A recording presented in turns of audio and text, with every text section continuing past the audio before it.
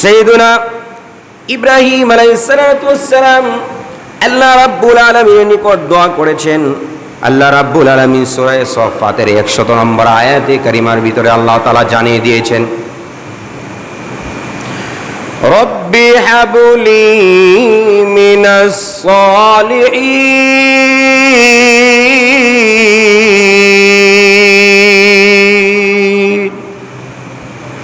আল্লাহর পয়গম্বর ইব্রাহিম আলাইহিস সালাতু ওয়াস সালাম আল্লাহ রাব্বুল আলামিনের নিকট ৮৬ বছর বয়সে প্রায় মুরব্বী হয়ে গেছেন, বার্ধক্য হয়ে গেছেন।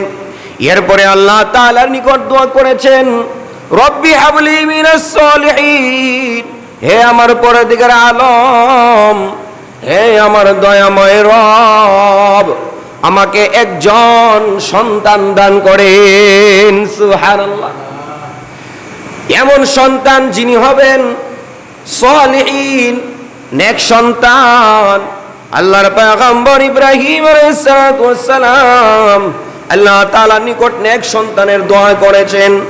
আল্লাহ রাব্বুল আলামিন সূরা সাফফাতের ১০১ নম্বর আয়াতে কারিমার ভিতরে আল্লাহ তাআলা সুসংবাদ জানিয়ে দিয়েছেন, ও আমার বন্ধু, আমার খলিল ইব্রাহিম, আপনার এই মুনাজাত, আপনার এই দোয়া, আপনার এই আবেদন আমি আল্লাহ কবুল করেছি। কবুল করার পরে আল্লাহ তাআলার পক্ষ থেকে সান্ত্বনা দিয়ে আল্লাহর পয়গম্বর ইব্রাহিম আলাইহিস সালাতু ওয়াস সালামকে আল্লাহ তাআলা জানিয়ে দিয়েছেন, ফাবাশশারনাহু বিগুলামিন হালিম।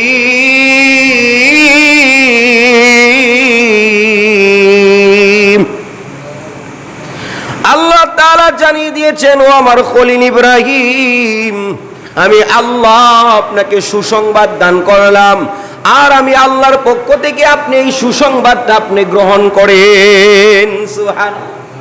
ফাবাশশারনাহু বিগুলামিন হালিম, আমি আল্লাহর পক্ষ থেকে আমি আল্লাহ আপনাকে একজন সহনশীল, একজন পূর্ণ ধৈর্যশীল সন্তান দান করলাম। এই সুসংবাদ আপনি গ্রহণ করেন, বলেন সুবহানাল্লাহ।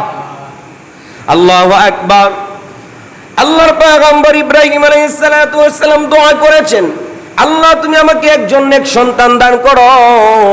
এই কারণে মুফাসসিরিন ইকরাম বলেন, পৃথিবীতে প্রত্যেক পিতামাতার জন্য দায়িত্ব হইল যে তারা তাদের সন্তানের জন্য আল্লাহ তাআলার নিকট দোয়া করবে। শুধু সন্তানের দোয়া করলে হবে না, কেমনে দোয়া করতে হবে, এই দোয়াটা আল্লাহর পয়গম্বর ইব্রাহিম আলাইহিস সালাতু ওয়াস সালামের মাধ্যমে আল্লাহ তাআলা আমাদেরকে শিক্ষা দিয়েছেন। এমন সন্তান চাও যেই সন্তান হয় নেক সন্তান। সুবহানাল্লাহ। আল্লাহর পয়গম্বর অন্য আয়াতের ভিতরে আল্লাহ তাআলা জানিয়ে দিয়েছেন, ইব্রাহিম আলাইহিস সালাতু ওয়াস সালাম ঘোষণা করেছেন, রব্বানা হাবলানা মিন আজওয়াজিনা ওয়া যুররিয়াতিনা কুররাতা আ'ইনিন ওয়াজআলনা লিল মুত্তাকিনা ইমামা।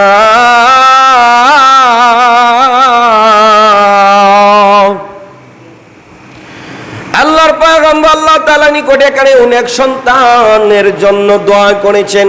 তাহলে আমরা অনেক সময় দোয়া করি কিন্তু নেক সন্তানের জন্য বলি না, শুধু দোয়া করি আল্লাহ আমাকে সন্তান দান করো।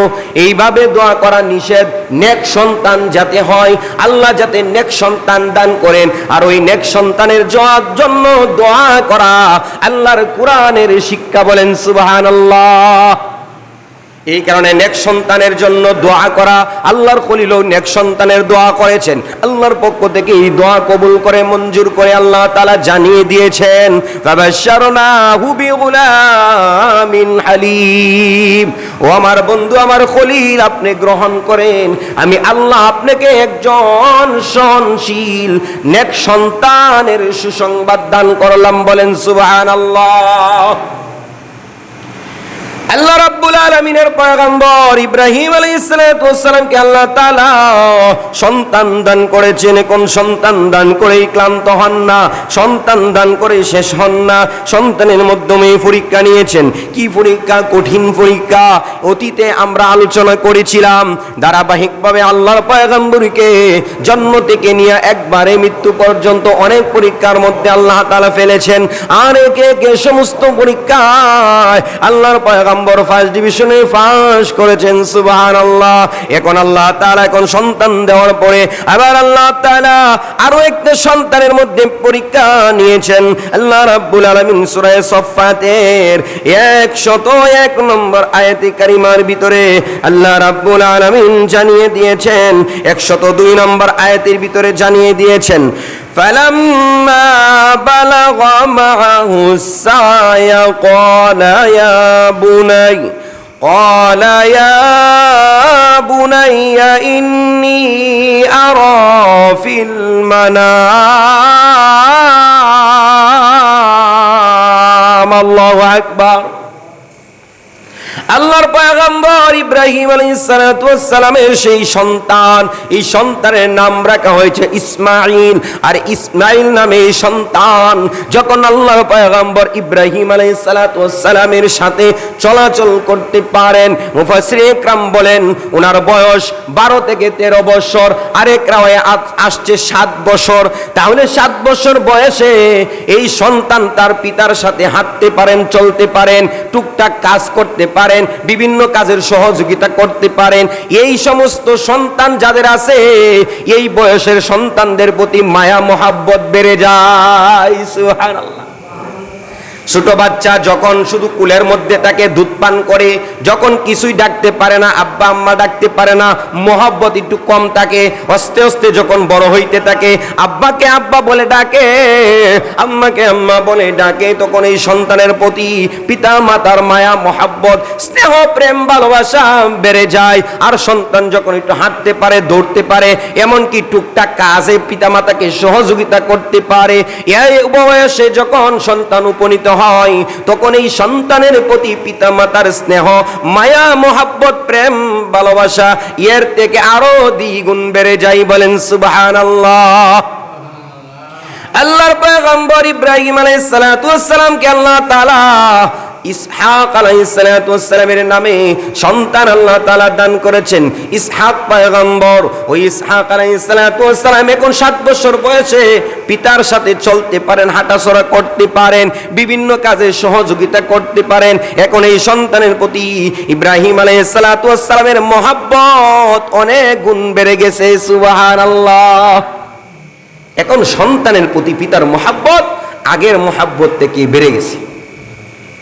তেমত অবস্থায় যখন পিতার সাথে উনার সন্তান যখন চলতে পারেন, ফালাম্মা বালাগা মাআহুস সা'য়া, যখন পিতার সাথে হাঁটাচলা করতে পারেন, সহযোগিতা করতে পারেন বিভিন্ন কাজের, তখন আল্লাহ তাআলা আল্লাহর পয়গম্বর ইব্রাহিম আলাইহিস সালাতু ওয়াস সালামের স্বপ্নের মাধ্যমে দেখায় দিয়েছেন। আল্লাহর পয়গম্বর উনার সন্তানের নিকট এই কথাগুলা ঘোষণা করে জানিয়ে দিয়েছেন, ও আমার সন্তান, ইয়া বুনাইয়া আন্নী ফিল মানাম আন্নী আকবাহুকা ফানজুর মাযা তারা। সন্তানকে উদ্দেশ্য করে পিতা বলে, হে বুনাইয়া, হে আমার পিতা, হে আমার সন্তান, হে বুনাইয়া, হে আমার আদরের বৎস, হে আমার সন্তান, আন্নী আরা ফিল মানাম, নিশ্চয় আমি স্বপ্নের মাধ্যমে দেখতে পাইলাম, স্বপ্নের মাধ্যমে দেখলাম, আন্নী আযবাহুকা ফানজুর মাযা তারা, আন্নী আযবাহুকা, নিশ্চয় আমি তোমাকে কুরবানি করতেছি। বলেন সুবহানাল্লাহ। আমি স্বপ্নে দেখলাম আমি তোমাকে জবাই করতেছি, আল্লাহ রাস্তায় কুরবানি করতেছি। ফানজুর মাযা তারা, এখন এই কাজ করার জন্য তোমার নিকট আমি পরামর্শ করতেছি, এখন এই ব্যাপারে তোমার খেয়াল কি, তুমি কি বলো? আল্লাহর পয়গম্বর ইব্রাহিম আলাইহিস সালাতু ওয়াস সালামের এই কথা যখন শুনলেন, ইসমাঈল আলাইহিস সালাতু ওয়াস সালাম কত সুন্দর উত্তর দেন। দেখেন, বাপ কা বেটা, সিপাহি কা ঘোড়া, এক একটা কৌল আছে। এই কারণে ইব্রাহিম আলাইহিস সালাম যেমন পয়গম্বর ছিলেন, যেমন নেককার ছিলেন, ওনার সন্তানটাও তো এমনই নেককার ছিলেন। বলেন সুবহানাল্লাহ। কত সুন্দর পরামর্শ। পিতা পুত্রে যখন পরামর্শ করেন, এই উত্তরে পিতার এই কথাগুলা শোনার পরে সন্তান সুন্দর করে উত্তর দিতেছে, ও আমার পিতা, আপনাকে আল্লাহ তাআলা যেই নির্দেশ দিয়েছে আমাকে জবাই করার জন্য, কুরবানি করার জন্য, ইয়া আবাতিফ আল মা তুমার, হে আমার পিতা, উনি ঘোষণা করেছিলেন, ক্বালা ইয়া আবাতিফ আল মা তুমার, হে আমার পিতা, আপনি আমাকে কুরবানি করার জন্য স্বপ্নে দেখেছেন, আমিও আল্লাহর রাস্তায় কুরবানি হওয়ার জন্য তৈরি আছি। সুবহানাল্লাহ। ঘোষণা করেছেন, ওগো আমার পিতা, আপনি স্বপ্নে দেখেছেন, শুধু স্বপ্নেই এইটা রাখলে চলবে না, স্বপ্নের জিনিসটা বাস্তবায়ন করতে হবে। অর্থাৎ আপনি স্বপ্নে দেখেছেন আমাকে জবাই করার জন্য, কুরবানি করার জন্য, আমিও কুরবানি হইতে, আল্লাহ রাস্তায় জবাই হইতে, আমি এই কাজের জন্য পরিপূর্ণ প্রস্তুত আছি। বলেন সুবহানাল্লাহ। প্রস্তুত আছেন, শুধু এই কথাই বলে উনি উত্তর এখানেই শেষ করেন নাই, বরং আর একটু বাড়িয়ে দিয়েছেন। কত সুন্দর কথা, উনি আরো সুন্দর করে বলেছেন, সাতাজিদুনি ইনশাআল্লাহ,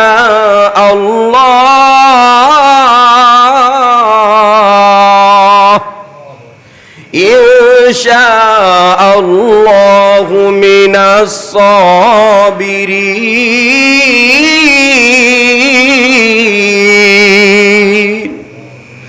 আল্লাহর পয়গম্বর হযরত ইসহাক আলাইহিস সালাম আরো সুন্দর করে পিতাকে সান্ত্বনা দিয়েও বলেছেন, ওগো আমার পিতা, ইফআল মা তুমার, আপনাকে আল্লাহ যে নির্দেশ দিয়েছেন আপনি কাজটা বাস্তবায়ন করেন, আপনার এই কাজের জন্য আমি প্রস্তুত আছি, আমি আল্লাহর রাস্তায় জবাই হওয়ার জন্য, কুরবানি হওয়ার জন্য প্রস্তুত আছি।